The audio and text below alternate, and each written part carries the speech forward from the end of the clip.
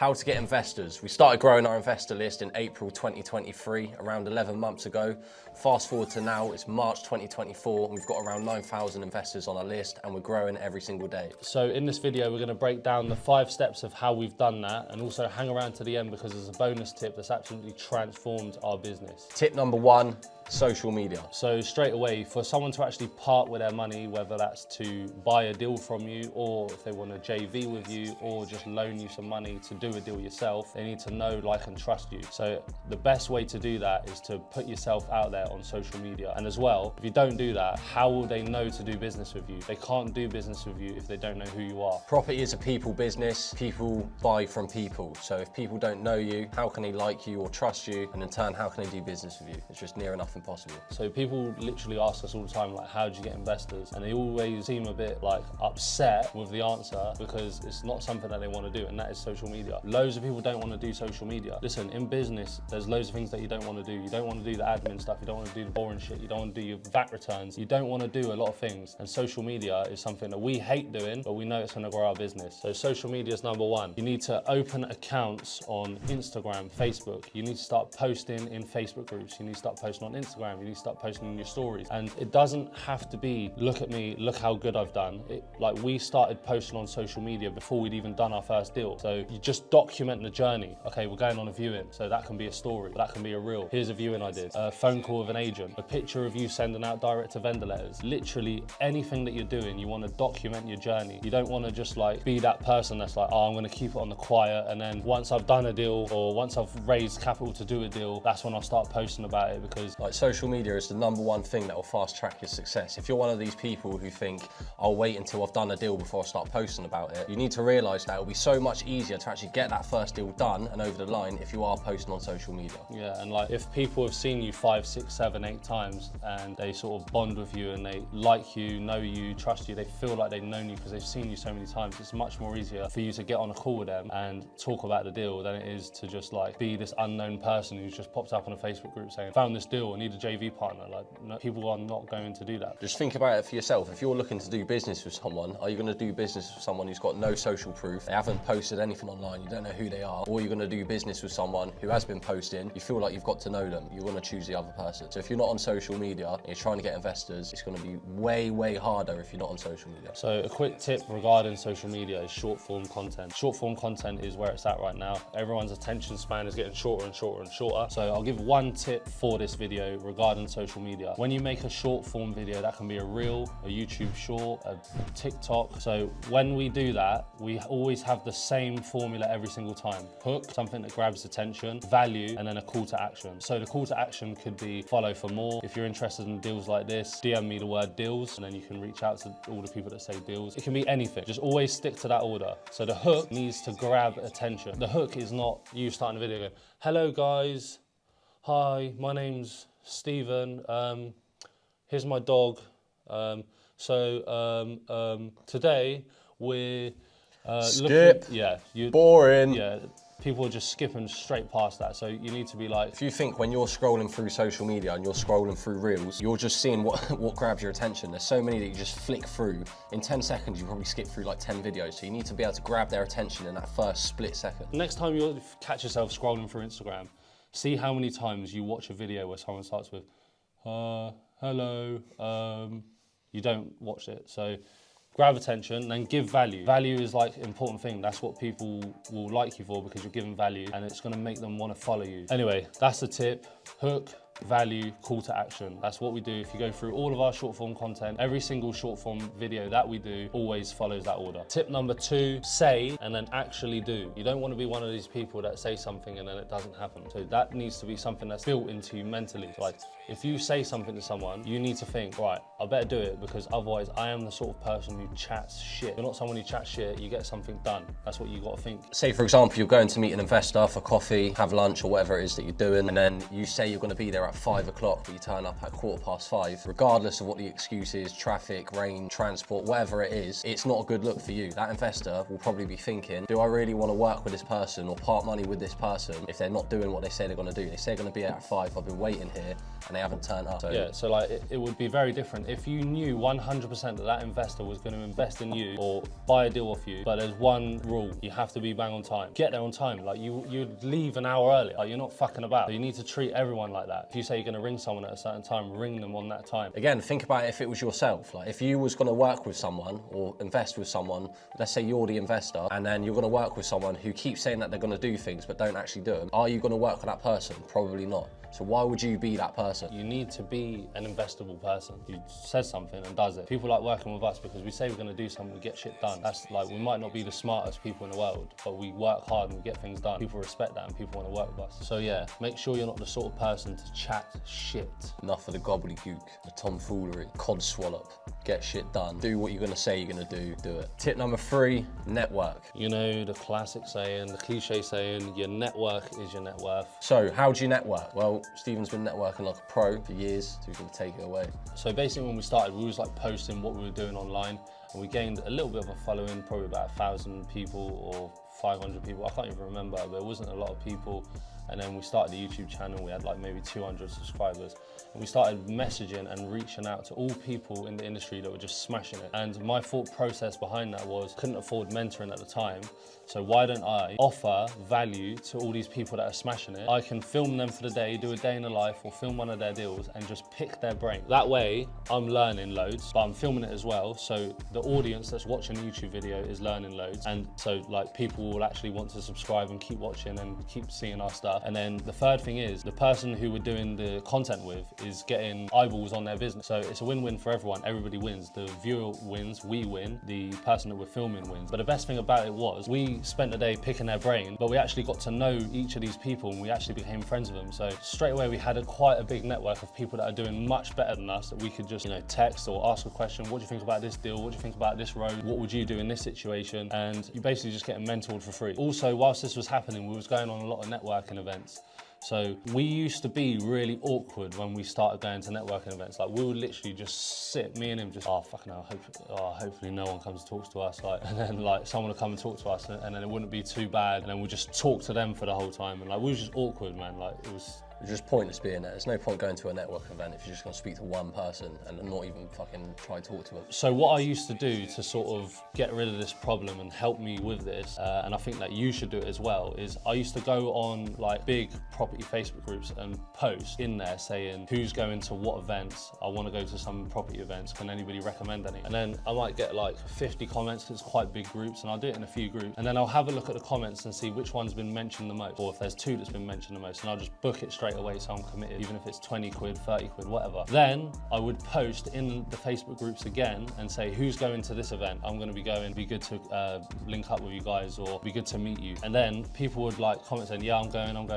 Then I would message them and say, yeah, it'll be good to meet you at the event. I used to pretty much say that I see you everywhere, all over Facebook groups, so it'll be good to meet you and stuff like that. And they get talking to you, and then when you end up going to these events, people recognize you and they come up to you and they start talking. So it's a very good way to break the ice, and also just already have that connection before you go there. And then when you meet someone face to face, it feels like you already know them a little bit. It's not awkward, and plus you actually build like a better relationship with them that way. And also, if you've done the steps before this step, so for example, step 1 and you're posting on social media, it's quite likely that that person who's also going to that event, or even people that are already at the event, it's quite likely that they've already seen you before because you're posting on social media. So that breaks the ice as well. It feels like they already know you because they keep seeing you posting. So another thing that I used to do to build relationships and just build my network with the people in the industry is, once I've come away from those events, like I've taken down a load of numbers, I've taken down business cards, and then I'll message them about something that they said to me at the event. So if you're talking to someone, they mention, I've just bought a property, I'm looking to do like in Blackpool or whatever, it's going through legals. You can then message them and say like a week later, like, how's it going? Did you end up completing on that property? And they're like, oh, like he actually remembered that. So like it's the best way to do it. So what I used to do is literally I'll save someone's number and then just write in the notes or on their actual name as I'm saving it something something about that, something that they've said, so I can bring it up. Every now and then, I used to literally just scroll down like my chats and be like,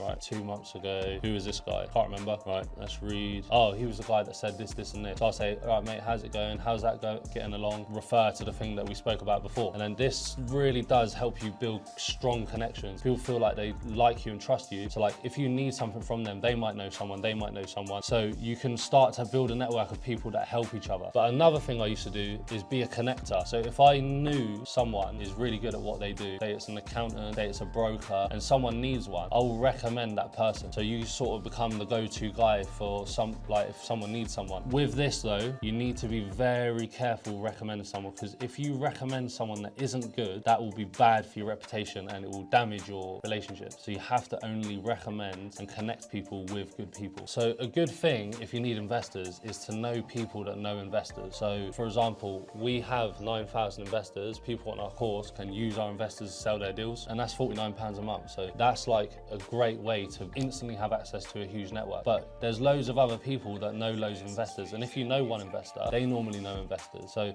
keep networking with people who have investors or people that would know investors. Another example as well is like people on our course, sometimes they'll send us a deal that doesn't quite fit our criteria. So we just say, look, we can't sell it. But they will reach out to other people in the course, and then they'll be like, oh, I've got an investor for this, or someone will be like, oh, let me try and push it out to my list, and then you can go 50-50 on the deal. Like, that is the power of having a network. You might have a deal that you just can't sell, and then next thing you know, you're making money out of it because you know someone that can sell. Or you might have an investor, but you just don't have a deal, and you know someone who's got a really good deal. So you just put the two together, and that's how you make money. The network is so important. So again, your network's your net worth. Don't fuck around with it, take it serious and start building your network. Tip number 4, provide a good service and have strong lines of communication. Communication part is probably, I mean, social media is important, network's important, but you're not gonna have a good network, you're not gonna have investors if you can't communicate properly. So for example, when something goes wrong, this is where your communication needs to be amazing. A lot of people don't wanna have tricky conversations with investors. They'd much rather bury their head in the sand and hope it all goes away. That really will never work, and it will just make you look like a dickhead, and no one's ever going to work with you. There's loads of examples of this. So for example, there was a deal that went wrong with us. We was open and spoke to the investor constantly all throughout the whole process, and we sorted it out for him. We put him onto a new deal. Just, it worked out. We don't want to have these conversations, but you have to have them. That investor was so happy with us. The deal went wrong. Obviously he wasn't happy with that, but he was so happy with us. He's like, you boys are proper, keep the sourcing fee, let me know when you got something else, you know, and we sorted them out. And also going back to tip number 2, when we said say and actually do, there might be a time where he can't do what he said you was going to do, but if you haven't got the communication there, you know, that investor's not going to work with you again. If you communicate properly, like he's just mentioned, that investor will want to work with you again. And saying that, this is a real situation. So we've bought a deal from a deal sourcer before. The deal actually turned out to be one of the best deals we've done, but the communication was so bad and it was so stressful. Like, it was actually almost impossible to get in contact with this sourcer, that even though the deal was good, I wouldn't do it again. And we've also bought another deal from another sourcer. It wasn't his fault. The market really changed, but it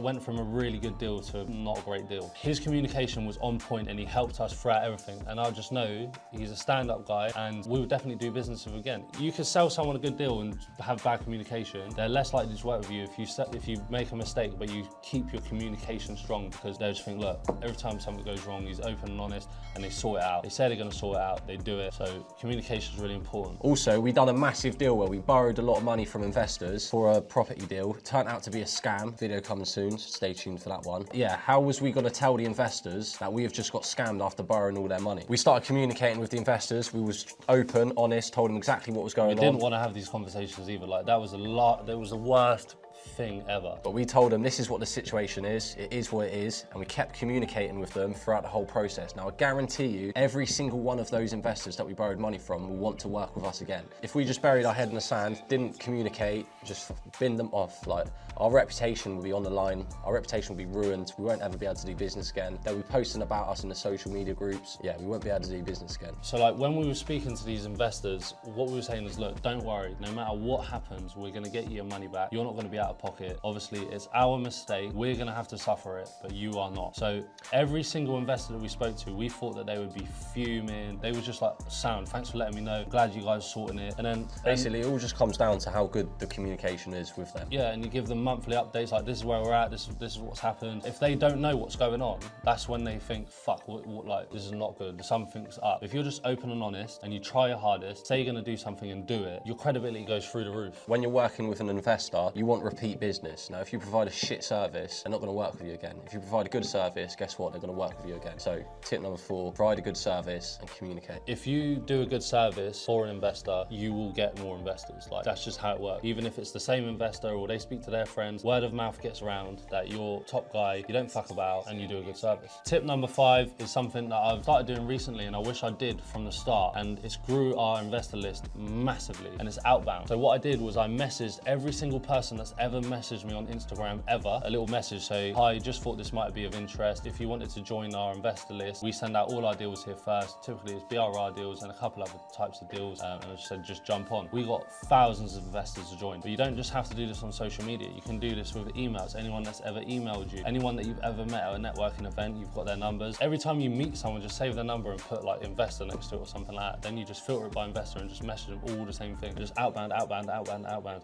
And so many people joined, like more deals got sold because we had so much more investors from Outbound. I've never really heard anyone talking about it that much. Like outbound, outbound, outbound. That is the best thing to do. And literally, if you're doing every single step that we've mentioned in this video, so social media, provide a good service, do what you say you're gonna do, network, all of this stuff, like you're massively gonna grow your investor list. We literally have people every single day message us saying, I've got another friend who's looking for deals and they wanna join your list. And then we just send them the link. So now we have people that are already on the list, getting other people to join the list, compounding and growing and growing and growing. So yeah, number 1, 100% is social media. You can go to a networking event and meet 10 people, or you can post a reel and get 1,000 views. Just do everything we've just told you in this video. But this is what you've been waiting for, yeah? The bonus tip. So what we've always seen deal sources do and always been taught to do and always did ourselves was just build an email list that we send deals out to. This is a good thing to do. Like, we still do this, we still grow our email list and we still send out deals on our emails. We created a WhatsApp community and that changed the game. Like, that really did change the game, because if you email someone about a deal and they say, yeah, I'm interested, and then you reply, sometimes they'll take like 6 hours. If you just WhatsApp them, I think the open rate of a WhatsApp is 99%. Open rate of an email is 20%. Just that alone surely would tell you, like, okay, it's better to do it on WhatsApp. Yeah, more people are gonna actually see it. And also, it's easier to respond. Like, people are just constantly on their phone texting. They're not usually looking at their emails or replying to emails. They're WhatsApping or texting. So it's gonna help